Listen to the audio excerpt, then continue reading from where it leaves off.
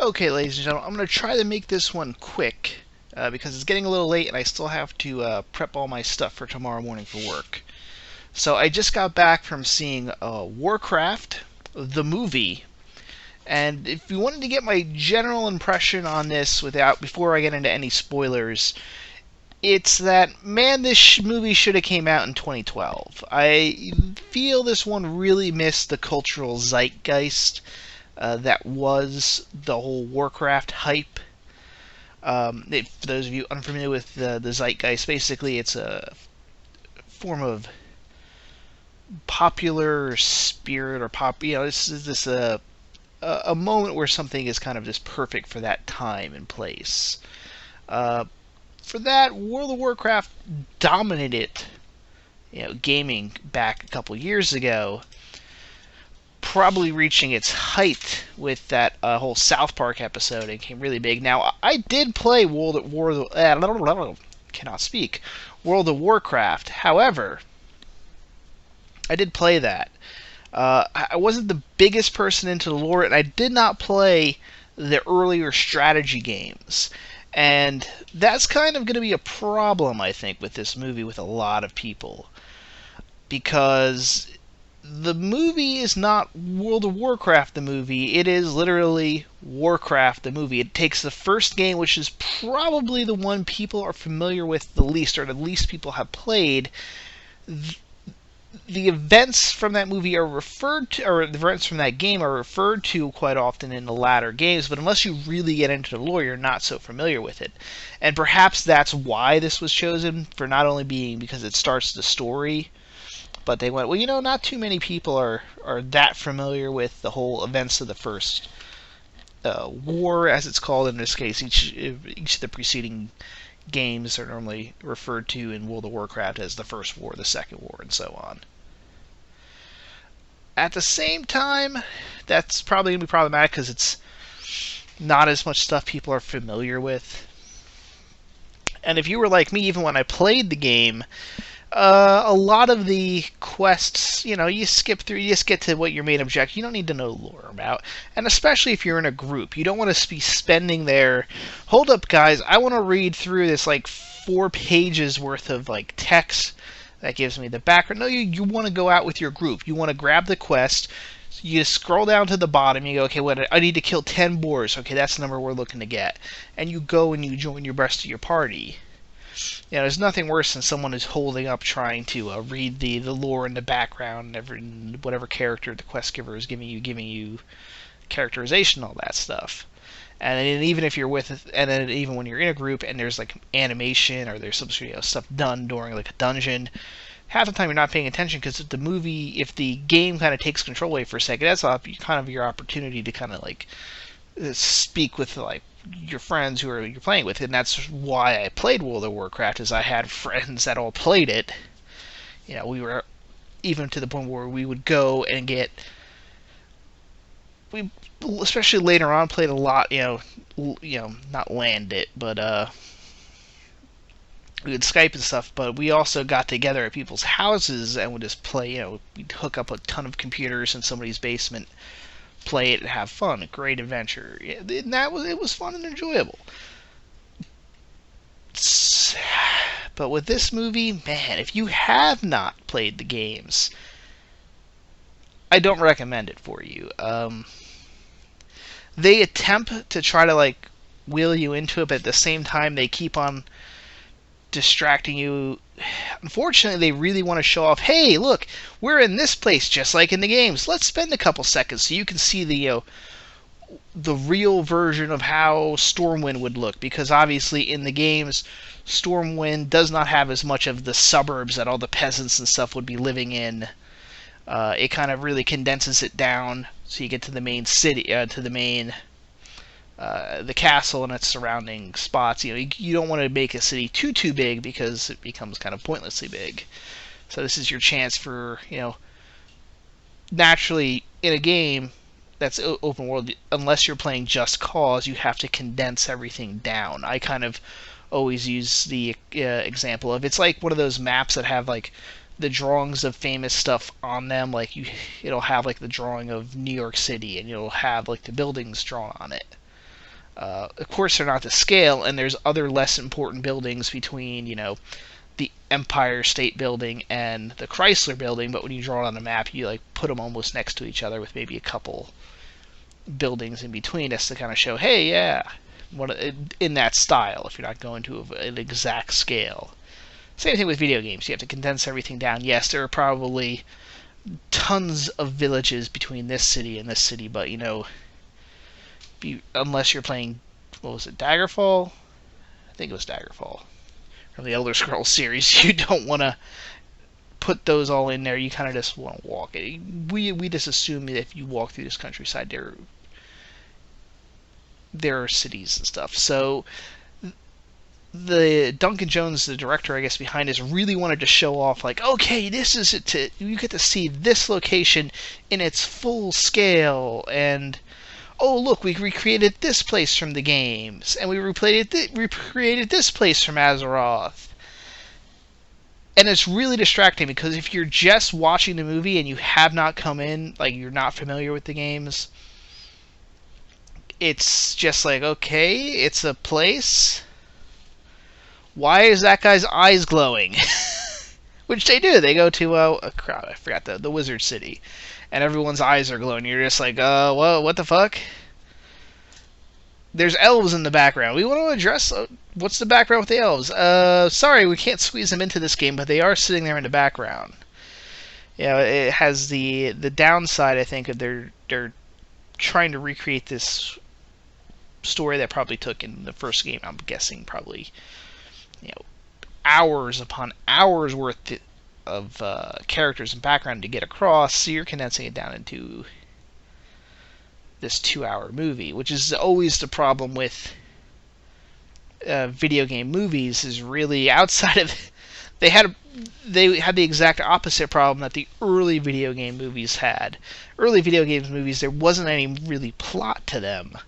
So it became very hard to tell the story of the game in movie form. Now the games have too much plot, and it becomes really hard to condense it down into a movie format. Unless you're doing what looks like what Assassin's Creed is apparently doing, which is they're just telling a story set in the game's world. Which is probably what this movie should have been. They should have just taken... set this movie during the time period of World of Warcraft, which is like a generation later after the events of this movie, and just tell a story with characters, just create your own story in that world, and that would have been fine. And then, you have Blizzard then implement those characters, in the next patch or whatever. Or expansion pack.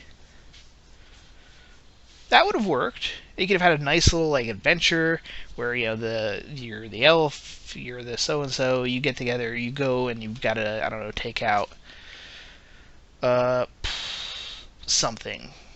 You can create something with that. They pull bullshit out of their ass all the time, so why not? And that probably would have been better, because as it is with this movie, it's just. It's just, you can tell it's based on something, and they're trying to show off stuff. So if you don't know what you're showing off, you're just lost. And even if you kind of know what you're showing off, you're like, okay, it's that big tower place. Okay, we've seen it. I'm not that impressed that you've recreated something that was already a CGI creation as a CGI creation. Speaking of which, the orcs they do, except for the females, or except for one female in particular, are all CGI. And it's okay, it's fine CGI, but they're still CGI, and it's distracting when they're fighting these overly grown orcs. And this is kind of another problem the film has, is they stuck a little too close to the looks of the game, which don't necessarily translate that well to real life. It's that change, even though they're both visual medias, they don't necessarily translate the best. Those giant pauldrons do not look great on everybody. And I really feel the orcs should have been practically done with just actors in makeup. And there's makeup effects you can do to make them look like they're kind of more large and bulky. And then just did what they did in Lord of the Rings films when they sometimes wanted to show the hobbits, with the group as smaller. You film them separately and you just compress them. Basically you do what you would do in Paint or Adobe Photoshop or something. You just change the size. And you could have done that with the orcs. You have actors, they dress up in full size, and it's still live action film, though. You can still tell that, and it works really well when it's interacting with other characters, and I still feel they really should have done that. I'm not even sure if it's more time consuming to have, maybe it is, I don't know. But it would have looked a hell of a lot better had they done that.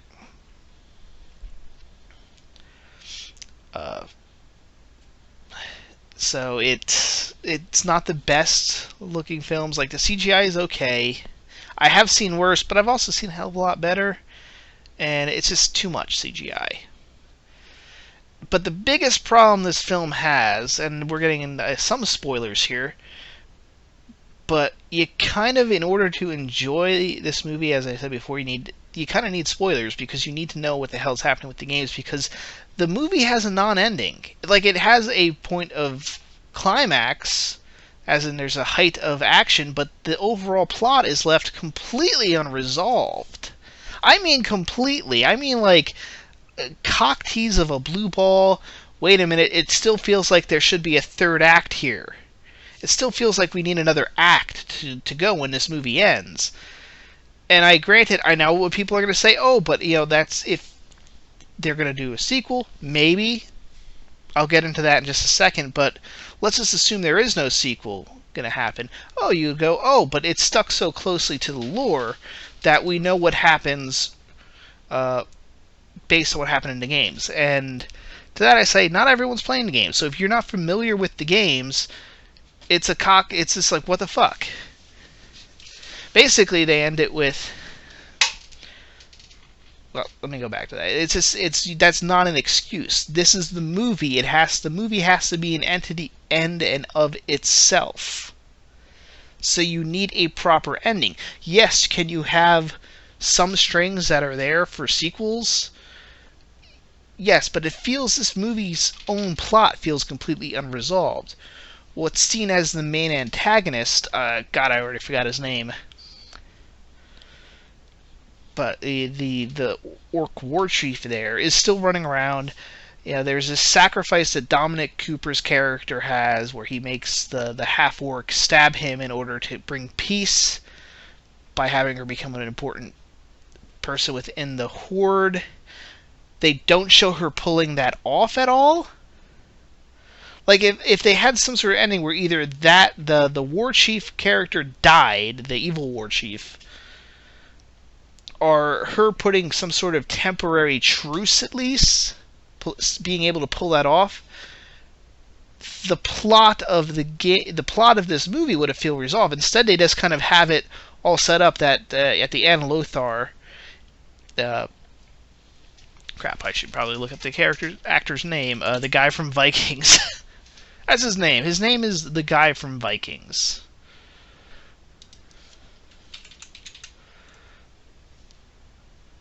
Is it Travis Fimmel? Hold on 1 second. Let's just pull this up here. We got IMDb this sucker. Yes. Travis Fimmel. He's Australian? I always assumed he was Norwegian, because he even has a bit of a Norwegian accent in this one. Huh. I guess they probably told him, like, oh, you're actually we hired you because we thought you were Norwegian. Keep doing the Norwegian accent. That's why we hired you. Ah, he's gonna be an All Quiet on the Western Front remake. Interesting. Anyway,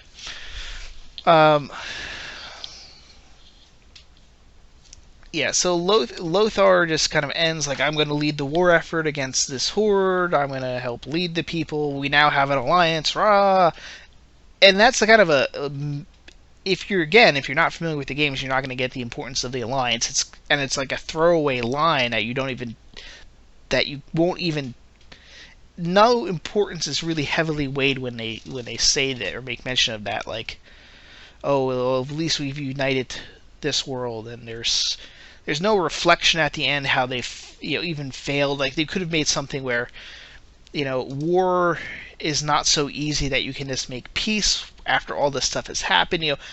They could have had that. Okay, the war is being continued. We thought that we could do this big sacrifice that would bring peace, but in reality, warfare is much more complicated than that. You can't end a war just by doing one of these kind of stereotypical Hollywood dramatic sacrifices that doesn't do anything. And if they really kind of hammered that with maybe the characters reflecting on that at the end, I would give it some credit. But as the ending is, it's like a non-ending. There's another act that needs to be added to this film. The games don't count, because this is the movie entity. And so the movie's plot itself feels completely unfulfilled. Now, I'm sure there's going to be some people that will love just seeing the game translated to film.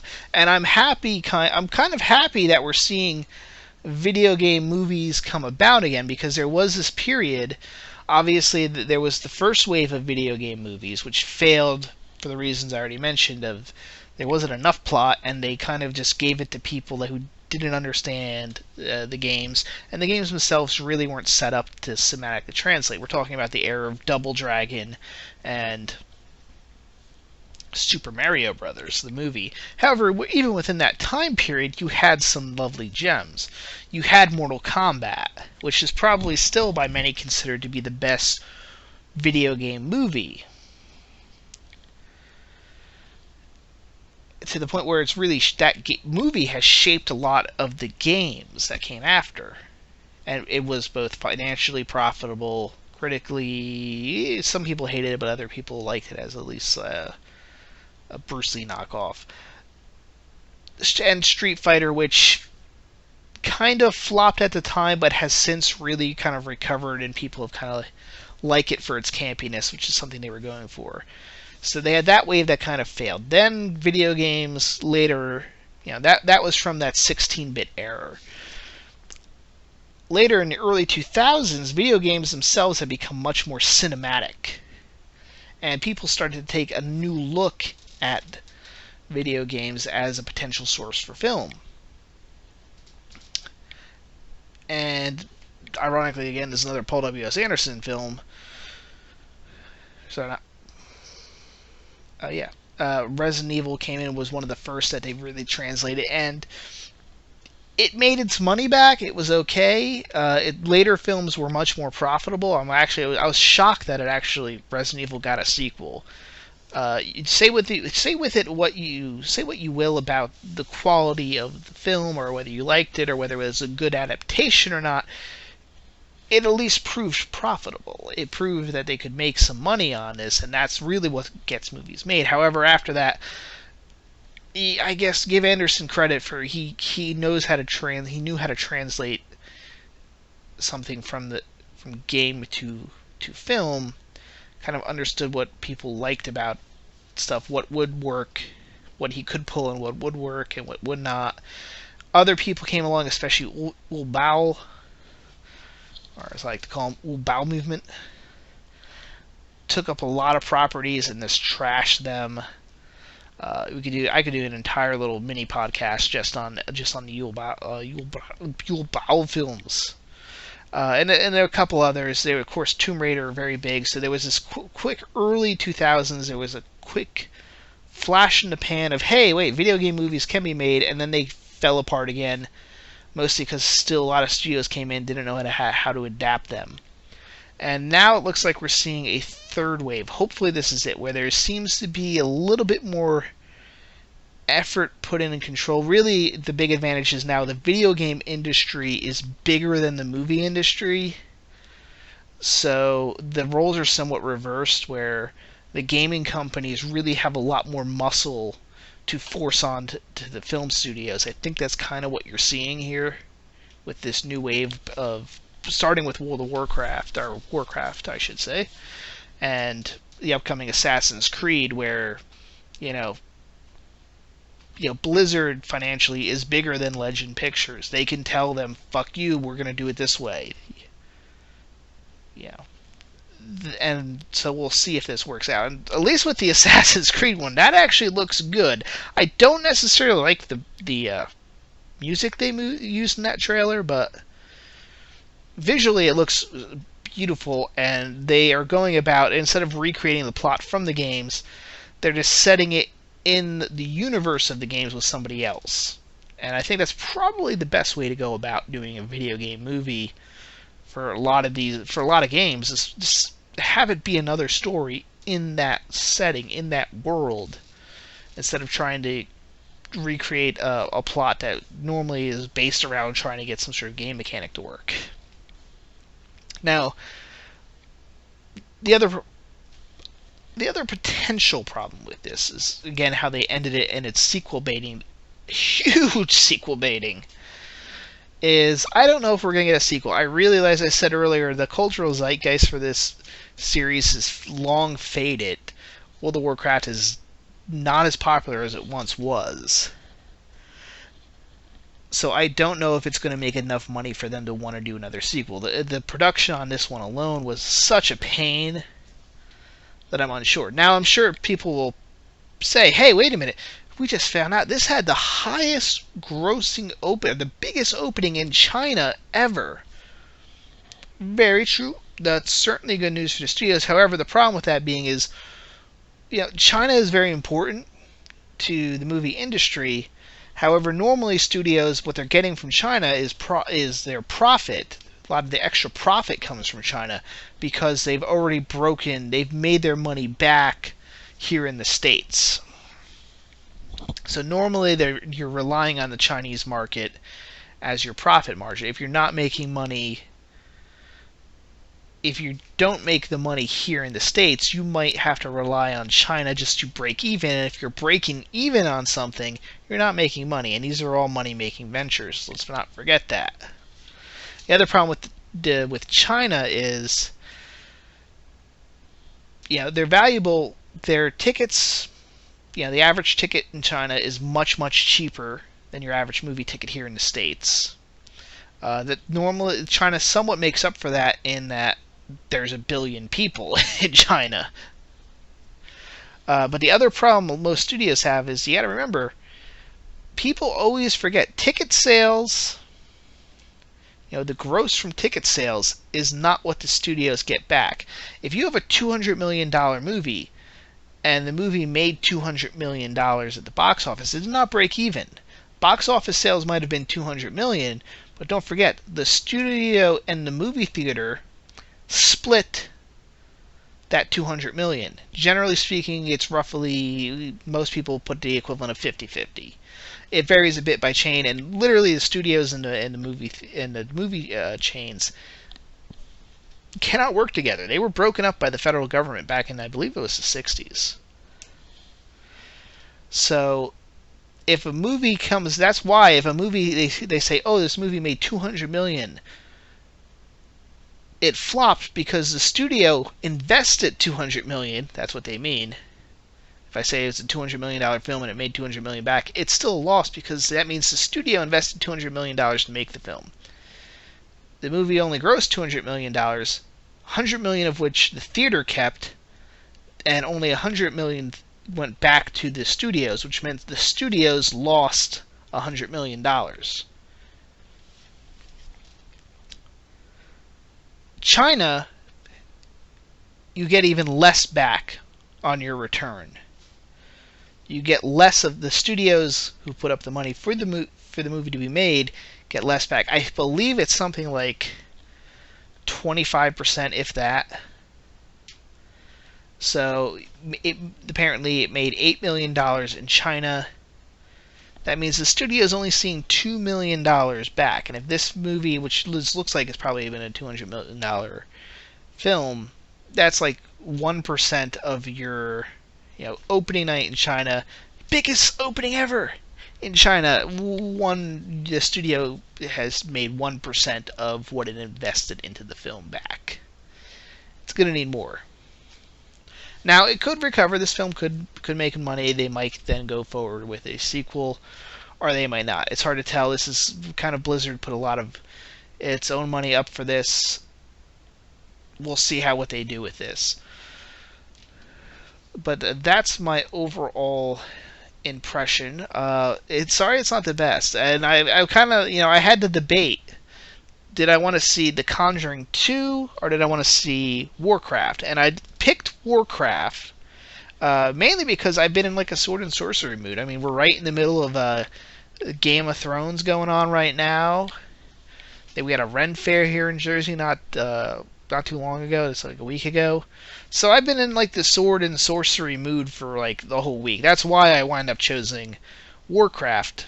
Perhaps I chose unwisely. Perhaps The Conjuring 2 would be the better choice. Maybe we'll find out. I don't know.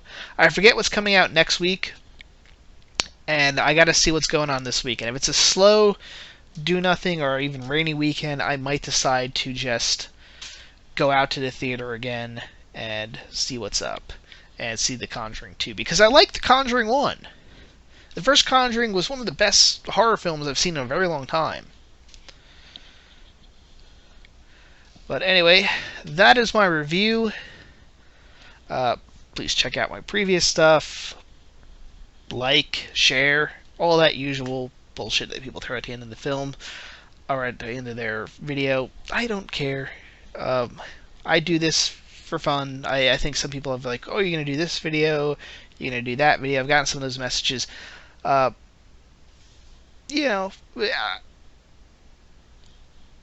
kind of don't have plan. I do this just because I enjoy talking about films, and I treat this as social media, as in this is like me putting up a Facebook post, which is why I don't try to put ads or anything on here. I keep it free for everyone. But I, of course, digress as usual. So that is all for now, folks. Signing off. Hasta luego.